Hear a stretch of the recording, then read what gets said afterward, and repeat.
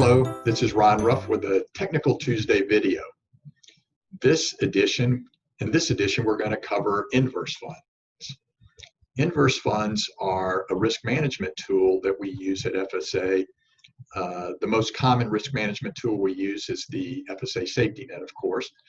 The inverse fund is just another tool that we can use. So let's talk about what they are exactly. They've been around for a long time.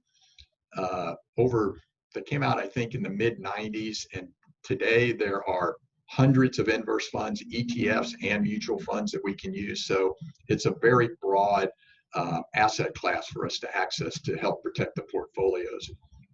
In an inverse fund, as the name suggests, when the prices of an index go down, say in the stock market, inverse funds are designed to go up. And then conversely, if prices are going up in the stock market, inverse funds will go down. So if you think about the S&P 500, we have periods where prices are going higher and periods where prices are going lower. If we could overlay an inverse fund during those falling periods, it would allow us to have a security in the portfolio that was actually making money while the overall market was falling. So where would we want to use funds like that in the portfolios? Well, number one would be in these transition periods that we see. We often talk at FSA about rising markets, falling markets, and these choppy transition periods that we call landings. In these landings, we're not sure if ultimately stock prices are going to go higher or lower and end up tripping through our safety nets. We can add inverse funds in these transition periods that allow us to give us some time to see what is going to happen ultimately. Are stock prices going to ultimately go higher, or are they going to roll over? If they roll over, we'll end up selling whatever funds we have in the portfolio.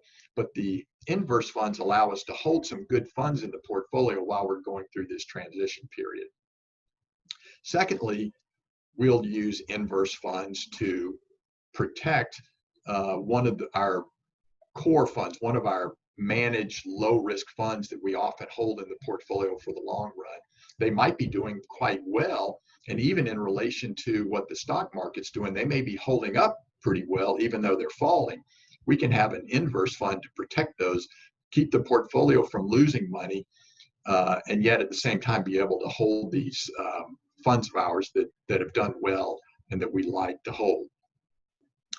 Obviously, for taxable accounts, there can also be reasons to hold a fund in a taxable account.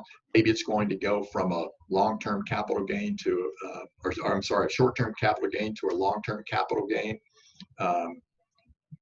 So we might want to hold it until that happens. So there's sometimes tax reasons that we would want to hold a fund and therefore use an inverse fund rather than just selling the fund outright.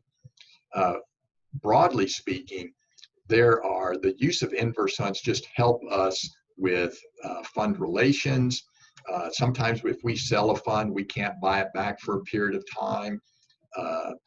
Sometimes helping us manage the flows of money in and out of a ETF or a mutual fund. So there are a number of reasons that inverse funds are just a good tool for us. And then finally, in extended bear markets, an inverse fund can actually give us the opportunity to make money in a falling market. If we've sold most of our funds because they've tripped through the FSA safety net, and we have one or two or three inverse funds in the portfolio actually could make money if the stock market continues to fall. During those periods, the market is usually very volatile, so it's not necessarily easy to do, but it certainly is an opportunity for us in an extended bear market. So those are the reasons that we would use inverse funds in the portfolio. And I think you'll see as time goes by that there are opportunities to use these and help us do a good job of managing risk. So if you have any questions about the content of this video, please email or call us. So until next time, thank you for watching.